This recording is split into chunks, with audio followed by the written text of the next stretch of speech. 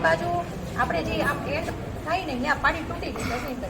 હવે જો આપણે પાડી રિપેર નથી કરતા, એક તો આ બધી વસ્તુ કેવું કારણ કે કોઈ જેટલું મેં કાગળ પેપર ઉપર લીધું છે આથી બધા લોકો આવી રીતે લઈ લે છે.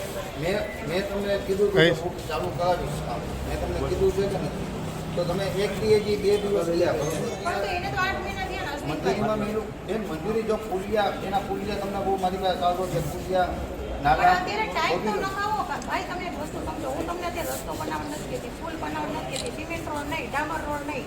હું અત્યારે એમ કહું છું કે ઈ રસ્તો કેવો છે ભાઈ, સાચું કે ઈ રસ્તો કેવો છે? એ વસ્તુ પતી ગયો છે, એ પતી ગયો છે. પછી બે પુલ બંધ છે, 2 પુલના કામ ચાલુ છે, એટલે હિસાબે ટ્રાફિક વધારે થાય. પેલી આરતી કેટલા વાગે થઈ સુરેશભાઈ? હું નિમિષા ખૂંટ, આમ આદમી પાર્ટી ગુજરાત ઉપાધ્યક્ષ. અને તમને લોકોને વારે વારે ગોંડલ વિશે એક ને એક ચર્ચા, તમને એવું લાગતું હશે કે ઓહો આનું શું થશે, પણ ખરેખર કહું છું ગોંડલના જે નેતાઓ છે, ભાજપના જે સત્તાધીશો છે, જેને કોબલે ને કોબલે લોકોએ મત આપ્યા છે, છતાંય એને જરાય લાગણી નથી લોકો માટે, કે જરાય એનું હૃદય નરમ નથી પડતું કે સપ્ટેમ્બર મહિનાથી સતત એક ને એક વાત કે સુરેશ્વર જવાનો જે રસ્તો છે, નર્સરી જવાનો રસ્તો છે, એ રસ્તાનો કાં તો તમે આશાપુરા પુલ સાફ કરી આપો, જેથી કરીને રોજના 15-20 લોકો પડી જાય છે, એ પડે નહીં, અને કાં તો તમે બાલાશ્રમથી નર્સરી સુધીનો રસ્તો છે ત્યાં ટાઈચ નાખી દો. આપણે એવી કોઈ ડિમાન્ડ નથી, આપણે ખબર છે ચોમાસું ચાલે છે, આપણે એવું નથી કહેતા કે સિમેન્ટ રોડ બનાવી દો, પુલ બનાવી દો. હવે ગોંડલમાં હમણાં જ 2 પુલ પાસ થયા કરોડો રૂપિયાના ખર્ચેથી, બરાબર, અને નગરપાલિકાના પ્રમુખ એમ કે બેન અમે પાસ કરવા મૂક્યું છે, અમે પ્રસ્તાવ મૂકવાના છીએ, અમારે જનરલ બોર્ડમાં પૂછવું પડે. હવે તમારે ટાઈટના ટ્રેક્ટર નાખવા માટે પૂછવું પડે? શું વાત કરો છો? આટલી ભાજપની તાનાશાહી, બીજા એવા કેટલાય ઇલીગલ કામો તમે લોકો કરો છો, ત્યાં તમે કોઈની રજામંદી લેવા જાઓ છો.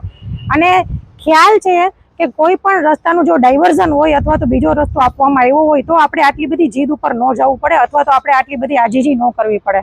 પણ આપણે એને હાથ જોડીએ છીએ, લેખિતમાં આપીએ છીએ, સપ્ટેમ્બર મહિનામાં સમજાવીએ છીએ કે ચોમાસું આવે એ પહેલાં ટાઈચ નાખી દો, છતાં પણ એક ટાઈચ નાખવા જેવી મામૂલી બાબતમાં આપણે આટલું બધી રાહ જોડાવે છે. એટલે આજે હું નગરપાલિકાએ લગભગ 1.5 કલાક જેવો બેઠી, પછી મને પ્રમુખશ્રી મળવા આવ્યા અને મેં નક્કી કર્યું હતું કે જ્યાં સુધી મને ડેટ અને ટાઈમ નહીં આપે હું ઉપવાસ ઉપર બેસીશ.